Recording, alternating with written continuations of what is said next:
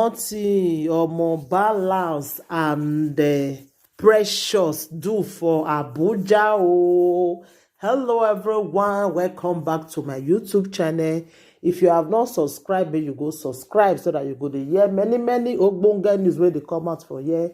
Thank you so much for coming around again, and God bless you, my darling people, my correct people, my gorgeous people. I see precious and more balance for Abuja. Say for the people where they do advert for, so they can host them for Abuja. So when I see the video, I can't see say more balance and the precious they dance not be small. I can't the one that say wait till they happen where they dance like this. I can't see say people where they do advert for their cream, now they host the two of them. Not be small groove, oh. Not be small groove, they groove there, oh, because of YouTube law. I don't go fit put the video because the dance, the music where they play inside, the music was really too much, like seriously. So the music now different music, and the copyrights go dey the music. If not, I for put the video. So I'm not going to put the video. So more than see join me, congratulate them. Not be only bad news person go they bring. At least good news we supposed to see they bring them. More than join me, congratulate them. They really try, not be small. They really try well, like we be say that they even host the two of them. And now we can't really say two of the see they together. Una know say the rumor wey we fair year before say they no dey together again. So now I can't really like shock everybody, say these two people don't come a long way. You know, suppose me they can't really quarrel like this. And different ogbonge topic can they come out, different talk can they come out. People can begin to talk, say more balance and the pressures they not there again. No, so not be our fault. We hear so many things that period. Una understand. So I can see say okay, the thing na rumor, two of them they still dey together. Now I say now wetin we want na be that one. We don't want see any story that touches the house. Una understand? So as you can see say two of them I can see they dance together for the party where they go. I can say it was really nice. You understand? So precious, you see that gown where you wear. It was the gown really did okay. It was bad, but the get the way you wear inside that gown, you know, you at least if you use correct waist trainer, take carry your belly, because if like say you get big tummy small, you understand. In case of next time, the gown was okay, but at least you for use it, because when you did dance, your belly can't even big like person we get belly, but you don't get belly because you are still a young girl. You understand? This one is just a little advice for me to you. Next time, I beg, may you use waist trainer to your belly. So more than join me, congratulate them. They really, the woman way host them, you really try. The people will get that cream, whether they do advert for, they really try, not be small. They really try when they take host to now. So as I talk to una now, precious and more balance, they Abuja, they enjoy themselves, not be small.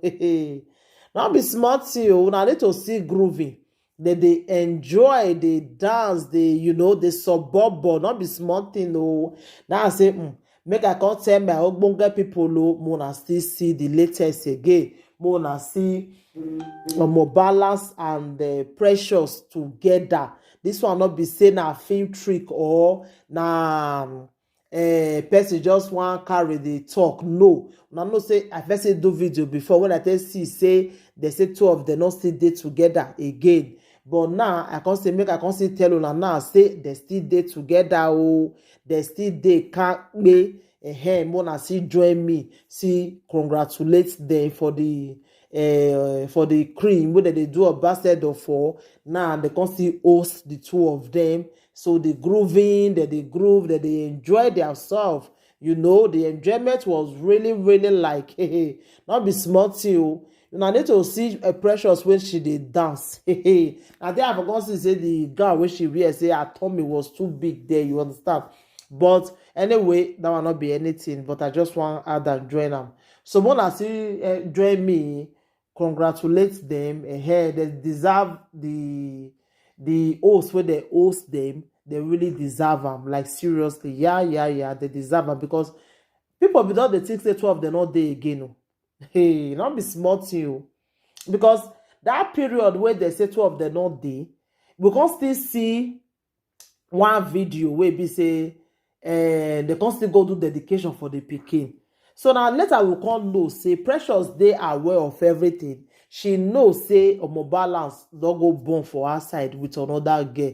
So maybe Omo Balance don't tell her say that mistake, I beg, make you forgive her, you know, So maybe now make Omo Balance Precious can still forgive Omo Balance. So maybe now see make 2 of them see day, but that period quanta be day in a way, small quanta be day. But now everything does see day okay. So Precious, if na maybe you now make more balance do make you put money for your head or may go do introduction because I don't know where to still they wait for me because the more engagement they take for person and it not still too good if it too take it not good.